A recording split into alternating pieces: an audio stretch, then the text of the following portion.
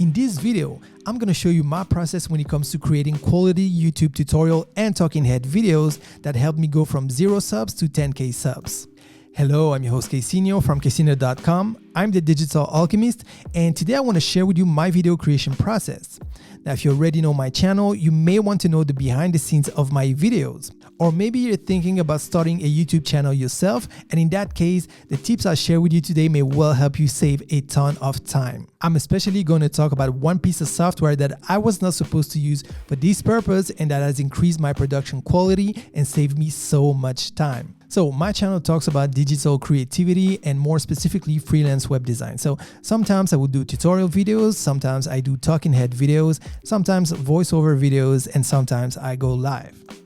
So my first step is to use a research tool. So you could use a tool like Google Trends, or you can use a website called Answer the Public, and it's very easy. So basically, let's say you want to create a YouTube video, you say how to make YouTube videos, and it's looking for all the type of questions, and as you can see, there are tons of questions, and that can give you hints.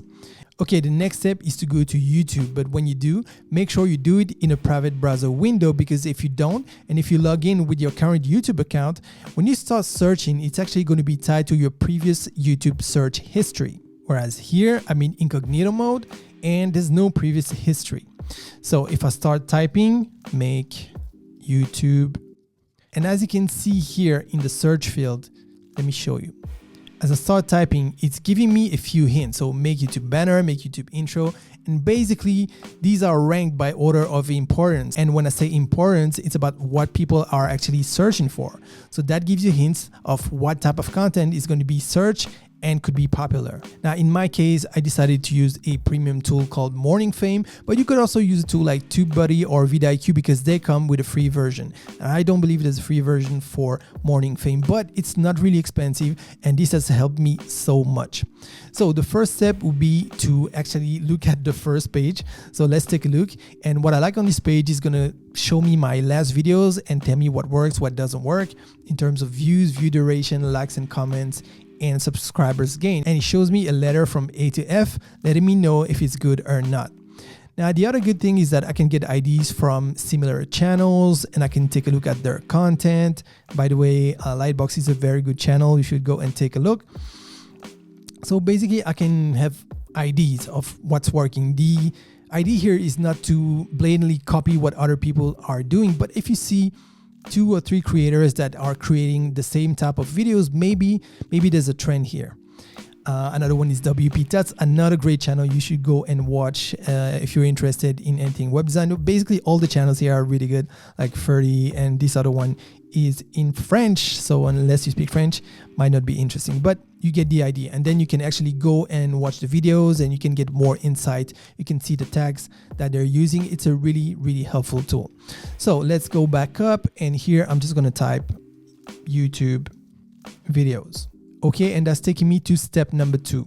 So it says your main keyword is YouTube videos, and I got a FDFNA.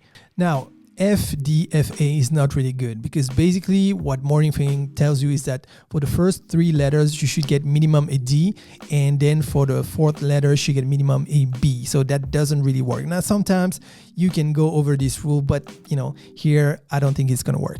So here I have some common keywords and uncommon keywords. So I'm going to take a look at uncommon keywords because I'm a smaller channel. So here it says no hands. Okay, I don't need any of that.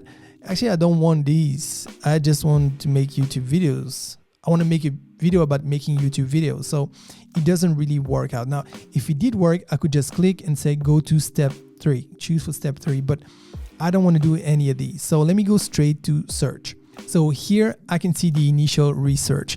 Now, as I said previously, it doesn't really work. So I can click on suggestion, and then I can click on some other suggestion. Now, I can also just start typing how to create YouTube videos and do a new search. Okay, and this one is really bad. So 3 Fs and 1 A doesn't really work out. So the cross here means that nobody's searching for that, which seems a bit weird to me, but hey. So if I click on info, do people search this? Keyword not found in search bar suggestions. Now take this as an indicator, but don't take it as the universal truth. So we're getting close. Let me show you. So now if I click on suggestions, I will see other IDs. But one thing I can also do is scroll down and look at other videos that actually work. I can see this one here from Think Media. It's got more than 1 million views, but they get 1 million subscribers. So don't think that by creating a video, you're going to get 1 million views, but it just gives you a hint because they wrote how to make a YouTube video instead of how to create YouTube videos. So let's do that. Okay. And now it's a completely different story because now we get 87. So it goes from 0 to 100, and the higher the number, the better it is. Now it's still F, F, F, and then a B. So for the B, we're getting there, but for the Fs, it's not that good. So let's click on suggestions. Okay, are there any other IDs? Well, I can try each of these one by one. That's why it takes time, but you should take your time to do the research, because if you create a video and nobody's going to watch it, if you're going to spend 1 day, 2 days, maybe 2 hours, I don't know, but anytime you're going to spend, you want actually people to watch it. Otherwise, what's the purpose? So one thing I'm going to do, and that's with experience, I'm just going to type this with an S. So how to make, and let me remove the A, how to make YouTube videos. Okay, and now we're talking because we got a high score of 86. So a lot of people are searching for this.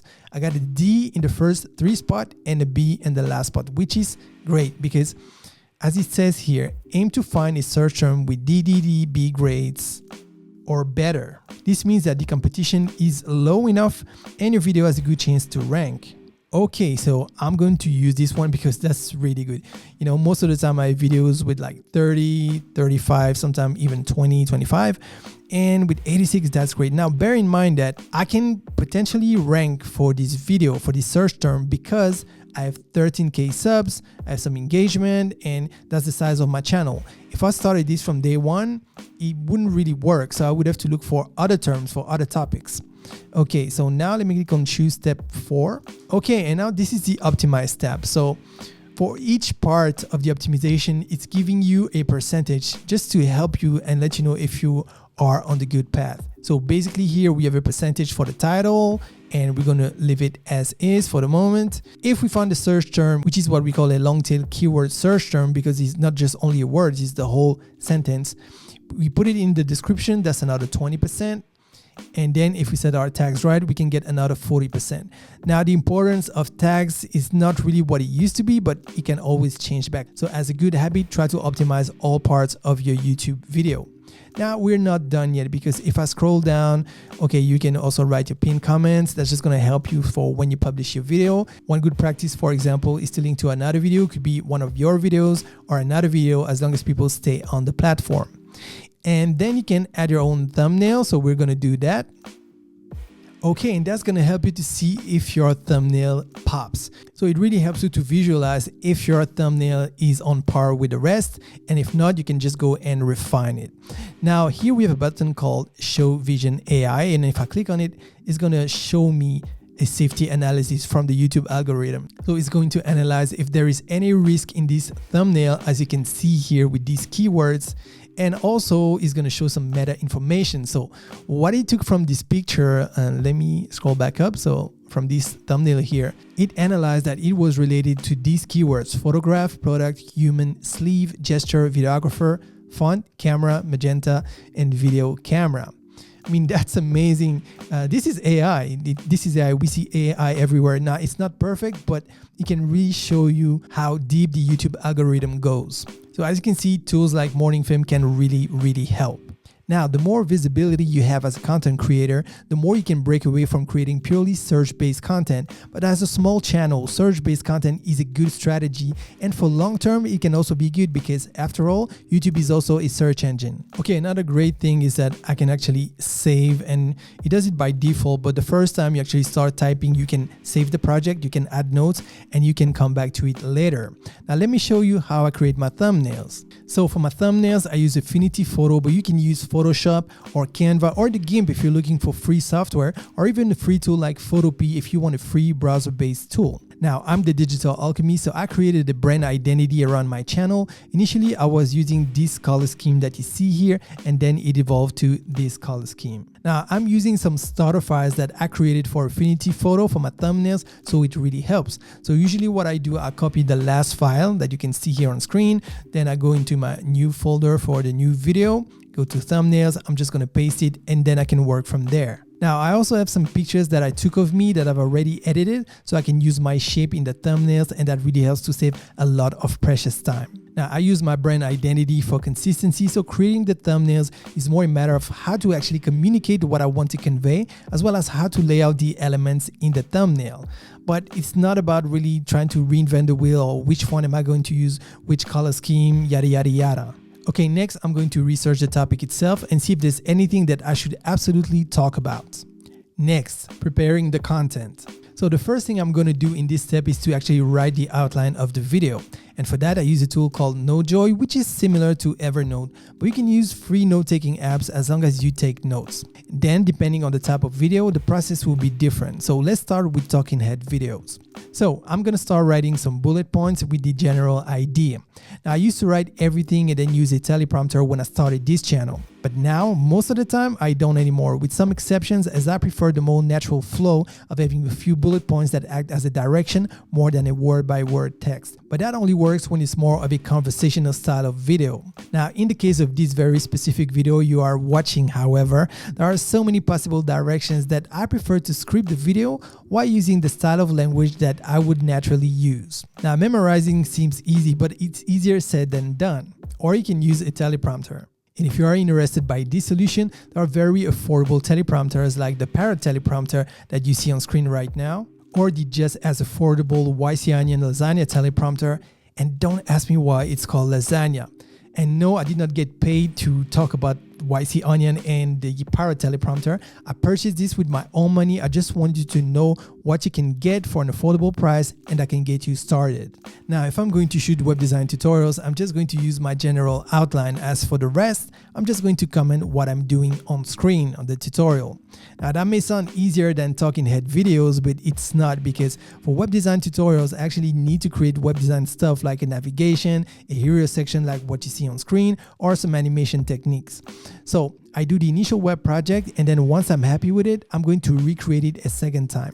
But this time I'm going to write each step and each option in a logical order. And unless I'm out of time, I usually recreate it a third time by following what I documented the second time, just to make sure all is logical. So that's already 3 times before I even start shooting the tutorial. Next, shooting the content. When my content is ready, it's not time to shoot. Now, every YouTuber tells you that gear doesn't matter and that you should start with your phone, but then again, every YouTuber has high quality gear. Now, the truth is, nowadays people expect a certain level of quality on YouTube, but the reality is you can start dirt cheap and work your way up. Now, let me show you what I started with. I already had my computer that I'd worked hard for, but apart from that, I had limited funds, so I created my own green screen with some green fabric attached on a structure made with plastic pipes. I had cheap LED lights from a Home Depot type of store, and I was so cheap that I taped oven paper in order to simulate a diffuser, and it worked really well. Now, for the audio, I used a cheap audio interface with an old mic that I had from more than 10 years ago. But it was from a good brand, and that's why I like this YouTuber that always says, buy it nice or buy it twice. Now, for the mic, I used a regular stand and pop filter. Now, for tutorial videos, I use the Logitech webcam C920 from Logitech that a whole generation of YouTubers used to use, and the only other purchase that I made and that made my life easier for tutorial content was to buy a piece of software called ScreenFlow. Now, ScreenFlow is only on the Mac, but the Windows equivalent would be Camtasia. Now, ScreenFlow and Camtasia allow you to record both your screen and your face at the same time. Now, for talking head videos, initially I tried a cheap Canon camera, but the autofocus was terrible. So I saved up and purchased a Sony a6300, which was an autofocus beast at the time, and I still recommend it today, especially for the very low price that you can find it for nowadays. Now, of course, today I got more gear. I got a real green screen, which I almost never use anymore. I got better mics, better audio interface, better lights, and so on. But I started cheap, and then I started investing little by little. Now the funny thing is nobody ever commented on the difference of quality on my videos, and I guess it's because from day one I tried to make the best I could with what I had. Now I had a previous channel with web design tutorials that I completely closed down, and that was such a mistake. And then I started this one. So I guess I'm a bit of a perfectionist though, because initially I recorded about 40 videos that I never ever posted on YouTube because I was trying to get everything perfect, and that was another mistake. But the only positive thing about all of this is that it helped me to fine-tune the video production with each new video I made. I've changed my YouTube setup a few times, and nowadays I shoot 90% of my videos in the same location. Okay, now when I record talking head videos, I'm in front of my YouTube station, so I can use my outline as a guide. Now, if I was recording outside, I would use a lapel microphone and either record the audio on my phone or on an audio recorder, and then I would sync the audio with the image in post-production, or even easier, I would use a wireless lapel microphone like the Rode Wireless Go or Rode Wireless Go 2. But as mentioned, in my case, most of the time I record from here. But what has changed from the beginning of my channel is the process of recording. I have a way simpler process that I used to have. Nowadays, I don't use ScreenFlow or Camtasia anymore. I use a tool called Ecamm Live that is supposed to be used for live streaming, which is what I initially got it for. But this tool is so amazing that I use it as a video production tool because it allows me to do so. I can't keep myself out if I want to use the green screen feature, and if I want to do a collab video, I can actually bring a guest on board and record it without going live. I mean, that's amazing. Now, to cut a long story short, I can basically prepare my videos as one would prepare a TV show. And cherry on the cake, the video file sizes are very decent and way easier to work with in my video editing tool than the files I used to get from ScreenFlow, which are way heavier. Now, another bonus is that if I want to live stream, well, it's what Ecamm Live was made for, so I'm all set. Now, there is so much to say about Ecamm Live that I should probably create a dedicated video about it.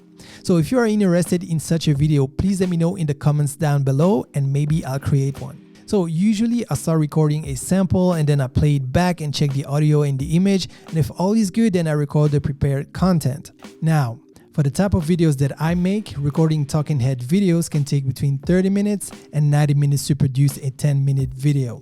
You may think it is easy, but wait until you try it for yourself. Now, of course, it depends on a lot of variables, but it was just to give you an idea. Now, once the talking head content has been shot, it's time to shoot the B-roll content. And if you're wondering, B-roll is the content that you add on top of the main content, which is the A-roll. So if in the video I decide to talk about the Mac Mini that I use as my main computer, the images of the Mac Mini that people see what I'm talking about it are the B-roll images. Now, sometimes the B-roll can be a screen recording or stock video images, which I'll talk about later in this video. Now, when I record tutorial videos, I'm still in front of my YouTube station and I'm still using Ecamm Live, but with a different set of scenes as they are called in Ecamm Live. So I can easily go from a talking head view to a full screen recording view, or one with me in a bubble, and the bubble can be left, middle, and right. Or I can use a very specific layout where viewers see me interact with another app on screen. I can manage the scenes with keyboard shortcuts, or I can use a dedicated tool such as the Elgato Stream Deck, which I don't have. And by the way, what you're seeing right now is some B-roll footage. Now, tutorials usually take me between 1 and 3 hours to record, and that's after the time I spent creating the web design stuff that I make the tutorial about, and after I recreated the tutorial to document the process. Now, for this video, would you believe me if I told you that I recorded for 2 hours and a half before I realized that I'd only be filming my face and not my screen? And then, when I decided to do it for the second time, this time I was using the right setup with screen and camera, but after another 2 hours and 30 minutes, I realized that I had forgotten to press record. Yay! Welcome to content creation. Next, editing our video. Okay, now that our content is recorded, it's time to edit. And I use Final Cut Pro since it works like a charm on my gorgeous Mac Mini M1. And by the way, I would never have believed that the cheapest Mac would be so powerful. So if you want to know why I love this so much, check out this video, but only after you finished this one. And you'll find the link in the description below. Now, you could also use iMovie, which is free on the Mac, or DaVinci Resolve, which has a powerful free version and can be used on Windows, Mac, and Linux. Okay, so first I'm going to import my assets like video recordings, B-roll, audio, graphics, and so on. And what I do next, I'm just going to import it within my timeline, and then I can start editing. And then what I usually do next is I'm trying to remove all the ums and the has and all the dead moments where people could get bored. And then if I have B-roll, I'm going to layer it on top of the A-roll. And if I don't have B-roll but still need some B-roll, I'm going to use stock video footage from a website called Envato Elements. It's a cheap membership website that is totally worth it with millions of digital assets, and it allows me to legally use quality video stock footage. And no, this video is not sponsored by Envato Elements. I'm actually paying for the subscription with my own money. And the same goes for audio. If I need additional audio, I can either record it myself or get it from stock. Like for example, if I didn't know what to say, I could use something like. Then, once all this was stitched together, I watch the entire video and correct anything that requires correction. Next, I add a filter to level the audio. Now you can do it manually for free, but that's gonna take a while. So I just use a premium plugin called Levelmatic from Crumblepop. And once again, no, they did not sponsor this video.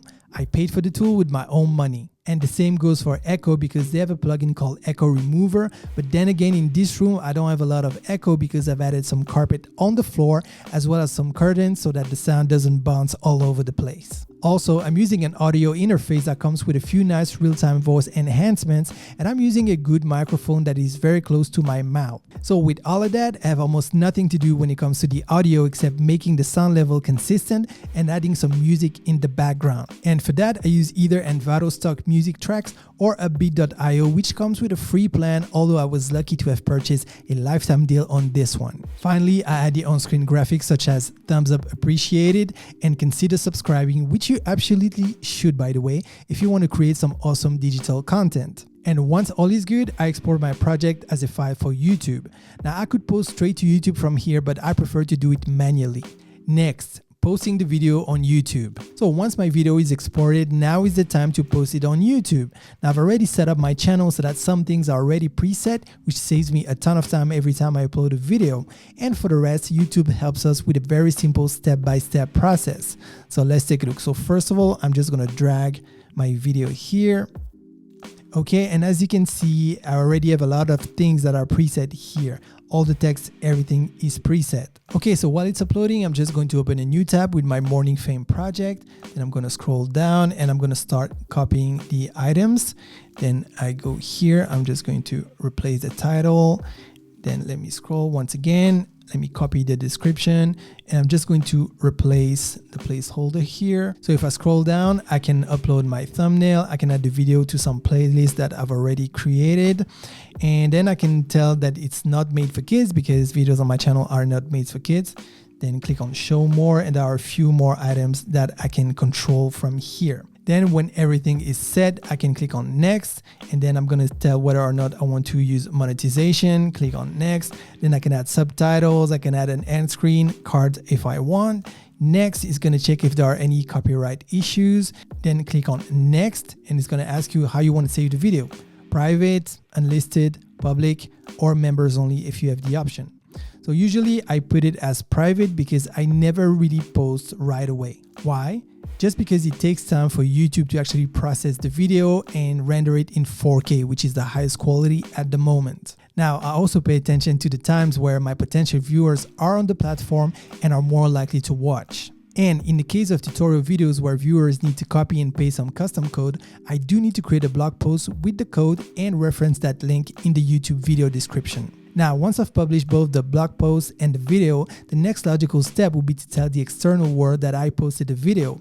I could use emailing, Twitter, and other social media, but to be honest, at the beginning of this channel, I was spreading myself too thin by trying to be everywhere, and that was exhausting. So I have since decided to focus solely on YouTube because as a one-man band, there are priorities and YouTube is all you need to grow on YouTube. Now, sure, if you have a team, you can leverage other means to bring traffic to your videos, and you should, but in my case, I'm a freelancer and time is a precious resource. Now, one tip.